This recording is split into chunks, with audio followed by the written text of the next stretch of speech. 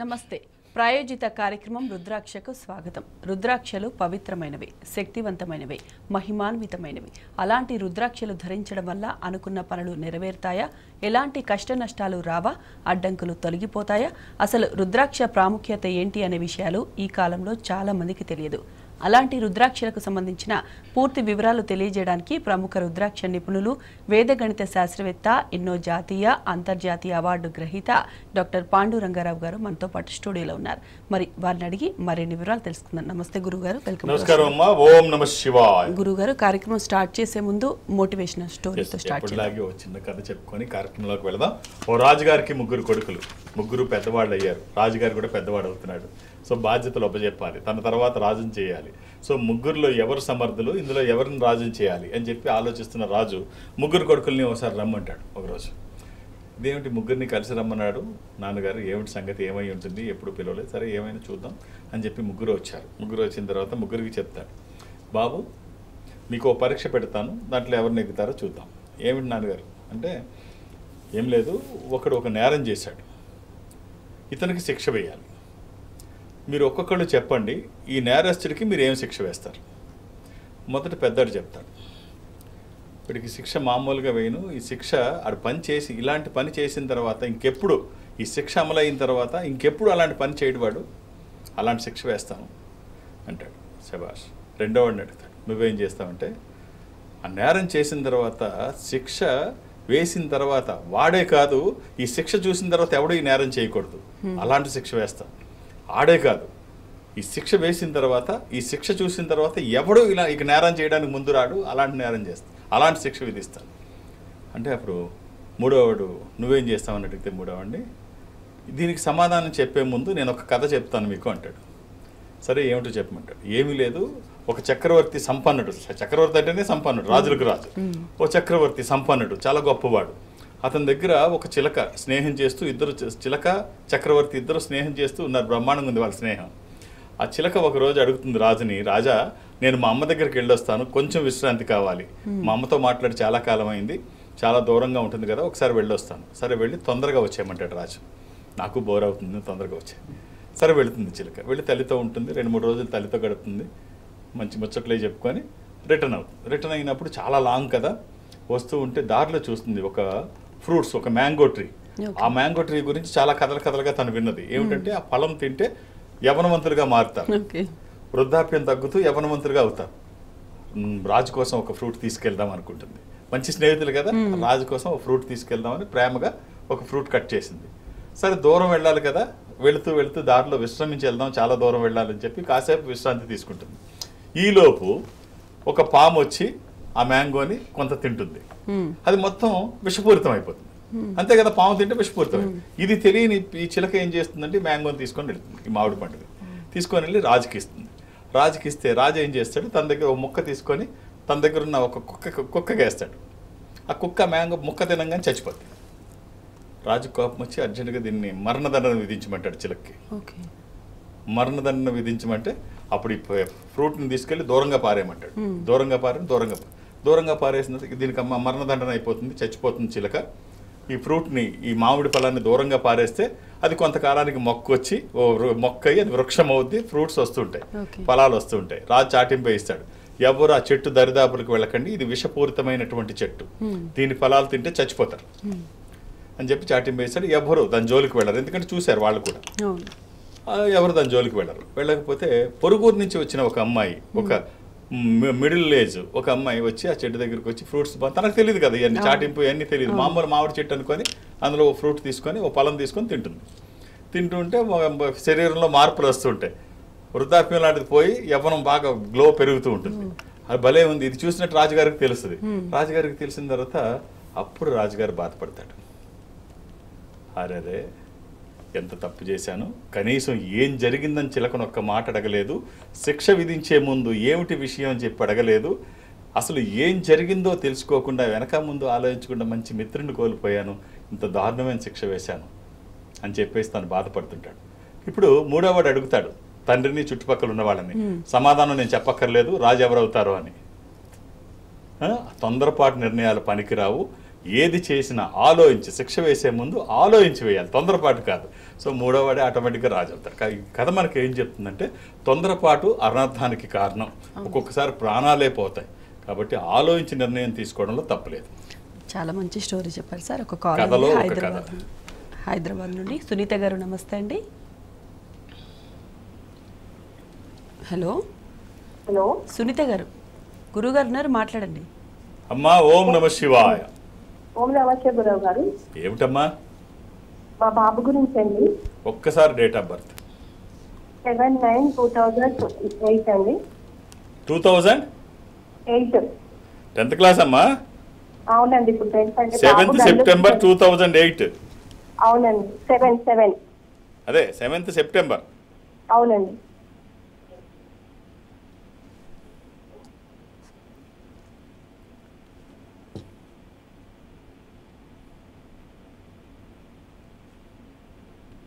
అమ్మా ఆదివారం పుట్టినట్టు తెలుసు కదా? అవునండి. సండే. ఎంతమంది పిల్లలమ్మా మీకు? ఒక పాప ఒక బాబు అండి. బాబు సెకండ్, పాప ఫస్ట్ అండి. ఇది ఎవరిది, పాపదా బాబుదా? ఇది బాబుదండి. ఇది పాఠ్యమి కృష్ణపక్షము, పౌర్ణమి తర్వాత రోజు, బహుళ పాఠ్యమి. ఇది మీనరాశి. ఎలా ఉన్నాయమ్మా స్టడీస్ బాబుది? బాబు కొంచెము డల్లుగా ఉంటాడు సార్. హెల్త్ పరంగా తనకు కొంచెం సర్ది దగ్గు అట్లాంటివి ఎక్కువ వస్తుంటాయి. చదువుతూ ఉంటాడు కానీ ఎక్కువ ఇంట్రెస్ట్ పెట్టాడు సార్ చదువు పైన. అమ్మాయి చిన్న అమ్మాయా అబ్బాయి కంటే? ఏ అమ్మాయి పెద్ద అమ్మాయి. అమ్మాయి MBA ఫస్ట్ ఇయర్ చేస్తుంది. తను ఎట్లా చదువుతుంది? అని బాగా చదువుతుంది సార్. సో నేను ఒకటే చెప్తాను, మా పిల్లల్ని అలా వేరు చేసి చూడొద్దు, అలా మాట్లాడద్దు. ఆ మెసేజ్ పిల్లలకి అసలు వెళ్ళకూడదు. తన అక్క బాగా చదువుతుంది, తిన సరిగ్గా చదవట్లేదని కానీ, తన ఆరోగ్యంగా బాగా ఉంది, తినికే అనారోగ్యాలు మాటకు వస్తున్నాయని కానీ, ఇవన్నీ చిన్నపిల్లలకి కామన్. ఇప్పుడు వాతావరణంలో ఏ మార్పులు వచ్చినా వాళ్ళు ఎఫెక్ట్ అవుతూ ఉంటారు. చిన్నగా వస్తాయి, టెస్టులు చేస్తే అందులో ఏమీ ఉండవు. ఇవన్నీ పెద్దగా సీరియస్గా తీసుకోక్కర్లేదు. అబ్బాయి కూడా బాగానే చదువుతాడు, మీరు ఎంకరేజ్ చేయండి. పిల్లలు ఏం కోరుకుంటారంటే ఎప్రిషియేషన్ కోరుకుంటారు తల్లిదండ్రుల దగ్గర నుంచి. ఏదన్నా పని చేసి అమ్మా నాన్న దగ్గరికి వెళ్ళి ఆ పని చెప్తే అది బాగుందని చెప్పి భుజం తడితే మళ్ళీ మంచి పని చేసుకొని భుజం మన దగ్గర పెట్టాలని ట్రై చేస్తారు. వాళ్ళు కోరుకునేది ఎప్రిషియేషన్. ఎప్పుడు తల్లిదండ్రుల దగ్గర నుంచి ఇలాంటివి పిల్లలు కోరుకోరు. బాగా చదవట్లేదని కానీ, లేకపోతే నీ ఆరోగ్యం బాగలేదని కానీ, నువ్వు పనికిరావని కానీ, నీకంటే అక్క బాగుందనో లేకపోతే అన్న బాగున్నాడనో, వాళ్ళని చూసి బుద్ధి తెచ్చుకో, పక్కాళ్ళని చూసి నేర్చుకో, ఇవన్నీ తల్లిదండ్రుల దగ్గర నుంచి పిల్లలు ఎక్స్పెక్ట్ చేయరు. ఏదన్నా కష్టం వస్తే తల్లిదండ్రులకు చెప్పుకుంటారు. ఇప్పుడు ఒక కప్ప ఏ చిన్న ఇది వచ్చినా రామా అని చెప్పుకునేదంట రాముడికి. సరే ఇప్పుడేం మాట్లాడలేదేంటి అని పక్కన వాళ్ళు అడిగితే, ఏం మాట్లాడతాను, నాకు ఏదన్నా కష్టం వస్తే రామా అని రాముడికి చెప్పుకునేదాన్ని, ఇప్పుడు రాముడే నా మీద కాలు వేస్తే నేను ఎవరికి చెప్పను. సో తల్లిదండ్రులకు ఏదైనా కష్టం వస్తే పిల్లలు చెప్పుకుంటారు, తల్లిదండ్రులే పిల్లల్ని టార్గెట్ చేస్తే వాటి వేలెట్టి చూపిస్తే వాళ్ళు ఎవరికి చెప్పుకుంటారు. కాబట్టి చాలా పేరెంటింగ్ అనేది చాలా సున్నితమైంది పిల్లల్ని. ఇది చూడండి, మీరు వెనక ఉన్నాను అనే ఒక మెసేజ్ వాళ్ళకి ఇస్తే వాళ్ళు అద్భుతాలు చేసి చూపిస్తారు. ఏం చేసినా బాగా చేశానన్నా, ఏం చదివినా బాగా చదివానన్నా ఇలా చెప్పండి. చాలా అమ్మ ఒక అష్టముఖి రుద్రాక్ష, ఇది గణపతి స్వరూపము. విఘ్నాలు లేకుండా ముందుకు వెళ్ళడానికి, నిర్విఘ్నంగా అన్ని పనులు చేసుకోవడానికి, కెరీర్ కోసము, ఎడ్యుకేషన్ కోసము, ఇది వాక్కుకి సంబంధించి, నాలెడ్జ్కి సంబంధించి ఈ ఒక్క రుద్రాక్ష వేసి చూడండి అమ్మా, చాలా బాగుంటుంది. All the best. రైట్ గురుగారు. నెక్స్ట్ కాల్ ఉంది హైదరాబాద్ నుండి విష్ణుమూర్తి గారు, నమస్తే అండి. హలో విష్ణుమూర్తి గారు. హలో అండి. నమస్కారం సార్. నమస్కారం. పేరు బాగుంది సార్ మీది. Thank you sir. ఏం చేస్తున్నారు విష్ణుమూర్తి గారు? నేను కార్పెంటరీ వర్క్ చేస్తాను సార్. ఎలా ఉంది? లేదు సార్, కొంచెం ఆర్థికంగా ఇదైనా సార్, కొంచెం వర్క్ లేక ఇబ్బంది పడుతున్నాను.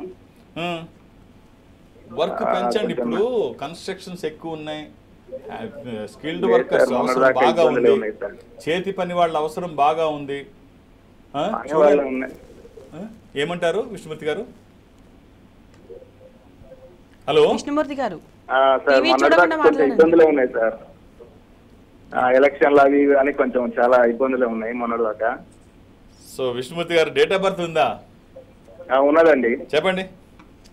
1/1/1976. ఇది ఒరిజినలేనా? ఒరిజినలే సార్. అంటే జనరల్గా ఈ 1/1 అనేది ఎలా ఉండదు, జనరల్గా డేట్ ఆఫ్ బర్త్ లేనప్పుడు స్కూల్కి వెళ్తే 3 రకాల డేట్ ఆఫ్ బర్త్లు వేస్తారు స్కూల్లో. డేట్ ఆఫ్ బర్త్ లేదంటే ఒకటి ఏంటంటే 0101 వేసి ఆ సంవత్సరం వేసేస్తారు. రెండోది ఏంటంటే స్కూల్ ఓపెనింగ్ డే వేస్తారు, జూన్లో కానీ జూలైలో కానీ వేస్తారు. ఈ 3 డేట్ ఆఫ్ బర్త్ లేని వాళ్ళకి వేస్తారు. ఇలాంటివి వచ్చినప్పుడు కొంచెం రైట్ అండి. ఎంతమంది పిల్లలు విష్ణుమూర్తి గారు? నాకు ఇద్దరండి, పాప బాబు అండి. ఇది శుక్రవారం, ఎస్, ఇది శుక్రవారం నాడు పుట్టినట్టు తెలుసా అండి? శుక్రవారం కాదు, ఇది గురువారం అండి, థర్స్డే. ఇది లీఫ్ ఇయర్, థర్స్డే. పిల్లలు ఏం చేస్తున్నారండి? సెటిల్ అయ్యారా?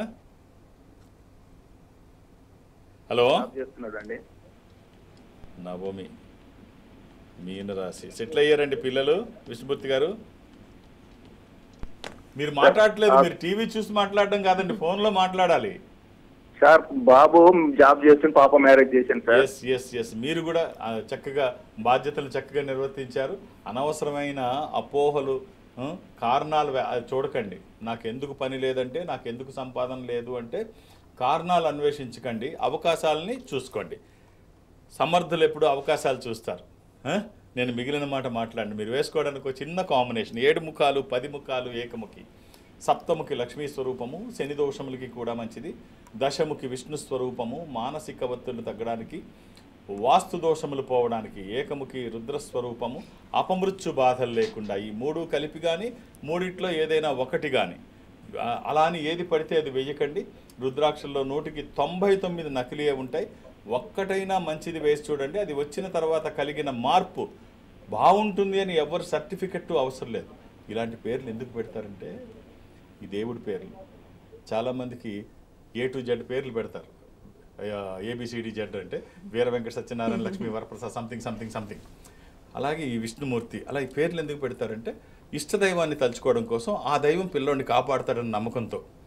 సో మనకి నరసింహ శతకంలో ఒక మాట అంటాడు, అంటే ఆ పేరు మాట మాటకి తలుచుకుంటే ఏమవుతుంది అని చెప్పి. బ్రతికినన్నాళ్ళు కానీ భజన తప్పను కానీ మరణకాలం మందు మరుతునేమో, ఆ వేళ యమదూతల ఆగ్రహంబున వచ్చి ప్రాణములు ప్రకలించి పట్టునప్పుడు, కపవాత పైత్యములు గల్గప్పగా బ్రహ్మచేత కంపమద్భవబంది కష్టపడుచు, నా జివ్వతో నిన్ను నారాయణాయంచు పిలుతునో శ్రమచేత పిలువలేను, నాటికి ఇప్పుడే నీనామం ఇదిగో తలతో చెవులను వినవయ్య ధైర్యముగాను, భూషణ వికాస శ్రీధర్మపుర నివాస దుష్ట సంహార నరసింహ దొరుకుతుంది. పిల్లలకి ఇలా పెట్టుకుంటే ఆ టైంలో నారాయణ అని పిలవలేకపోవచ్చు, కొడుకుని పిలిస్తే నారాయణ పిలిచినట్టే. సో బాగుందండి, ఇలా వేసుకోవడానికి ట్రై చేయండి. All the best. రైట్ గురుగారు, నెక్స్ట్ కాల్ తీసుకుందాం. అనంతపురం నుండి అనిల్ కుమార్ గారు, నమస్తే అండి. నమస్తే మేడం. గురుగారు ఉన్నారు, మాట్లాడండి. అనిల్ కుమార్ గారు. గురుగారు నమస్తే. గురుగారు ఓం నమ శివాయ. గురుగారు డేట్ ఆఫ్ బర్త్? గురుగారు 10 జూన్ 1989 గురుగారు. జూన్ 10 ఓన్ గురుగారు. 1989. ఏం చేస్తున్నారండి అనిల్ గారు? డ్రైవర్ గురుగారు. డ్రైవర్ గురుగారు. ఓన్ వెహికలేనా? కాదు గురుగారు. శనివారం పుట్టినట్టు తెలుసా మీరు? తెల్లు గురుగారు. పిల్లలండి మీకు? 2 పిల్లలు గురుగారు. ఇది షష్ఠి శుక్లపక్షము, శుద్ధ షష్ఠి. ఇది సింహరాశి, పూర్వ పాల్గొని పుబ్బ నక్షత్రము. సో చూడండి, ఆదాయ వనరులు పెంచుకోవడానికి ప్రయత్నం చేయండి. ఒక్క చిన్న రుద్రాక్ష చెప్తాను, వీలైతే వేసుకోండి. సప్తముఖి, ఇది లక్ష్మీ స్వరూపం, శని దోషములకి కూడా మంచిది. హలో గురుగారు, చెప్పండి, ఏదో చెప్తున్నారు. ఎప్పుడు ఆరోగ్య సమస్యలు వస్తుంటాయి గురుగారు. ఏం అలవాట్లేదు గురుగారు. ఆరోగ్య సమస్యలు వస్తుంటాయి గురుగారు. ఆరోగ్య సమస్యలు గురుగారు. ఎలాంటి అనారోగ్యం? ఇప్పుడు ఈ 90s, this nothing but 90s. 89 అంటే ఇంత చిన్న వయసులో ఏం ప్రాబ్లమ్స్ ఉంటాయి? రాళ్ళు తింటే అరిగే వయసు. ఎప్పుడు ఏందో అనారోగ్యం వస్తుంది గురుగారు. ఏమంటారు? ఎప్పుడు ఏందో అనారోగ్యం వస్తుంది గురుగారు. ఏమొస్తుంది? చేయనప్పుడు కానీ అందరికి వస్తాయి అవి అప్పుడప్పుడు. కంటిన్యూ ఎప్పుడు ఏందో అనారోగ్యం అందరికి వస్తాయి, ఏదో ఒకటి వస్తాయి. దాన్ని పెద్ద భూతద్దంలో చూడకండి. ముందు డబ్బు సంపాదించే అంటే అనారోగ్యాన్ని అశ్రద్ధ చేయమని నా ఉద్దేశం కాదు. చిన్న చిన్న వాటిని భూతద్దంలో చూసి భయపడద్దు అని చెప్తున్నాను. ముందు మనం బాగుండాలి అంటే డబ్బు వైపు దృష్టి పెట్టాలి. భవిష్యత్తు బాగా నిర్మించుకోవడం కోసం డబ్బు సంపాదిస్తూ ఉంటే డబ్బుతో వచ్చే కిక్కు ప్రపంచంలో ఏ మత్తు ఇవ్వలేదు. ఇంకో 10 ఏళ్ళు ఎక్కువ బతుకుతాం. సో కాబట్టి ముందు ఆదాయ వనరులు పెంచుకోవడానికి మార్గాలు అన్వేషించండి. అన్నీ బాగుంటాయి. జుట్టు ఉంటే ఎలాంటి కొప్పు వేసుకోవడానికన్నా సరిపోతుంది. ముందు డబ్బు సంపాదించండి. మీ సప్తముఖి రుద్రాక్ష ఇది లక్ష్మీ స్వరూపం. అంటే మనం చేస్తున్న పనికి ఈశ్వరానుగ్రహం తోడైతే ఖచ్చితంగా బాగుంటుంది. ఆల్ ది బెస్ట్ అండి. రైట్ గురుగారు, నెక్స్ట్ కాల్ తీసుకుందాం. మంతర్ నుండి గోపాలరావు గారు. నమస్తే అండి. నమస్కారం అండి. గురుగారు అన్నారు, మీ డౌట్ ఏంటో అడగండి. గోపాలరావు, ఓం నమ శివాయ. శివాయ. ఎలా ఉన్నారు? కొంచెం ఇబ్బందికరంగా ఉందని చూసామండి. ఎక్కడి నుంచి మాట్లాడుతున్నారు? మేము మంతినండి. మంతిన్ నుంచి. ఒక్కసారి మీ డేట్ ఆఫ్ బర్త్ ఇస్తారా? నా డేట్ ఆఫ్ బర్త్ 6/3/1978. అంటే మార్చి 6వ తారీఖు 1978, రైట్? అంతేనండి. సాయంత్రం 5:30 ఇది సోమవారం నాడు సాయంత్రం, తెలుసా అండి? సోమవారం అంతే కానీ సోమవారం నాడు సాయంత్రం ఇది. అలాగే ఇది చతుర్దశి. క్యాలెండర్లో త్రయోదశి చూపిస్తుంది, కానీ మీరు పుట్టినప్పటికి చతుర్దశి అంటే మాస శివరాత్రి, అమావాస్య ముందు రోజు ఇది.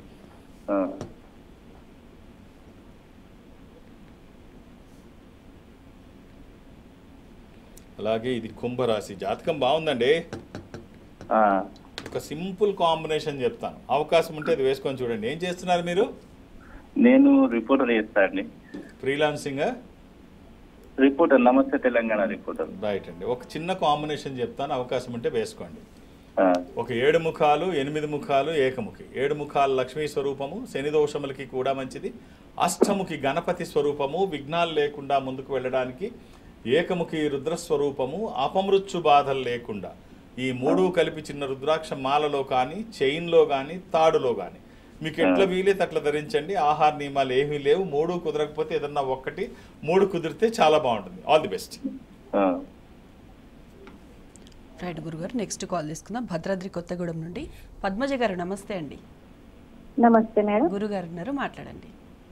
ఓం నమ శివాయ గురుగారు. శివాయ నమః. ఏమిటమ్మా? నా డేట్ ఆఫ్ బర్త్ వచ్చి 12/10/1974 సార్. అక్టోబర్ 12, 1974, అంతేనమ్మా? అవునండి. ఏం చేస్తున్నారు మీరు?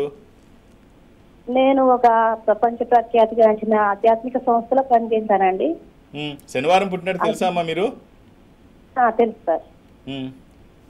ఎంతమంది పిల్లలు మీకు? దేంట్లో పనిచేసామంటున్నారు? ఒక ఆధ్యాత్మిక సంస్థలోనే ఆధ్యాత్మిక సంస్థ, స్పిరిచువల్ అయినా? ఓకే. సంస్థ చాలా మోసం చేసింది సార్ నన్ను. అయ్యో. ఇప్పుడు నా లైఫ్ ఎటు కాకుండా ఉంది, ఎట్లా ఉంటుంది, నాకు ఏం చేయాలి అని. సింహరాశి అంటే జనరల్గా మనం చూస్తూ ఉంటాం. అంటే నేను దాని మీద డీటెయిల్గా కామెంట్ చేయను, కానీ ఆధ్యాత్మికత పేరుతో జరిగే మోసాలు రోజు చూస్తుంటాం. మనం జాగ్రత్తగా ఉండకపోతే మోసం చేయడానికి మనమే అవకాశం ఇచ్చిన వాళ్ళం అవుతాం. సో మన బలహీనతలే ఎదర వాళ్ళకి పెట్టుబడులు. అవి మనం జాగ్రత్త పడితే వాళ్ళకి అవకాశమే ఉండదు. మనకి కనిపించేదంతా నిజం కాదు. మాట్లాడే వాళ్ళు చాలామంది ఆ వేషము, భాష కేవలం వాళ్ళ నైజం అది కాదు, అది ఉండదు. చాలా లేట్గా తెలుసుకున్నాను సార్. నువ్వు వెళితే తెలియడం ఏంటమ్మా? అసలు ముందు ఇలాంటి ఉచ్చులో పడొద్దు. అసలు చాలా మంది అడుగడుగున ఇలాంటి వాళ్ళే ఉంటారు. మనం జాగ్రత్తగా లేకపోతే మనమే ముందుకు పడేటువంటి అవకాశం ఉంది. జాగ్రత్త తీసుకోవాలి. నేను రోజు చెప్తూ ఉంటాను, నమ్మకం అవసరం, మూఢనమ్మకం ప్రమాదం. సో నమ్మకం ఉంటే వైద్యుడు పంచదార గోలికి ఇచ్చినా అది అమృతంలా పనిచేస్తుంది. సో నమ్మకం వరకు అతి ఏది పనికిరాదు, అతి సర్వర్త వర్జయత్. సో జాగ్రత్త అమ్మ. ఇప్పుడైనా జాగ్రత్తగా ఉండండి. అన్నీ ముసుగులు చాలా ఉంటాయి. మీరు వేసుకోవడానికి ఒక్క నవముఖి, ఇది అమ్మవారి స్వరూపం. విజయాలు చేకూర్చి దోషాలు నివారించేటువంటిది. ఈ ఒక్క రుద్రాక్ష శరీరానికి తాకే విధంగా సూత్రాల్లో వేసుకుంటే మధ్యలో కాకుండా ఆ పక్కన కానీ ఈ పక్కన కానీ ఏమ్మా? Unmarried sir. పూర్తి సంస్థకి 30 సంవత్సరాలు సేవ చేశాను సార్. సంస్థ మోసం చేసింది ఇప్పుడు, అందుకని ఇప్పుడు నేను ఒంటరిగా అయిపోయాను. దానికి ఏమైనా పరిష్కారం? ఏమి ఒంటరి కాదమ్మా. ఎవ్వరు పుట్టుకతో ఒంటరి, వెళ్ళేటప్పుడు ఇలా ఏమంతా ఒక్కటే. మనం అన్ని ఊహించుకుంటాం అంతా.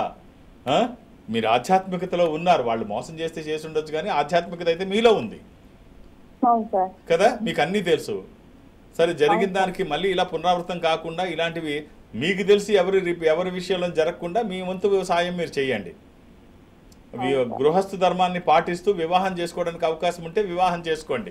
వివాహం అంటే కేవలం బయలాజికల్ నీడ్ ఒక్కటే కాదు, ఒకళ్ళకొకళ్ళు తోడు. ఇవాళ మీకు తెలియకపోవచ్చు, ఇంకో 10 ఏళ్ళలో 20 ఏళ్ళలో మీ మీద పడితే వెనక్కి తిరిగి చూస్తే ఎవరు ఉండరు, పక్కన మీరు ఒంటరిగా ఉంటారు.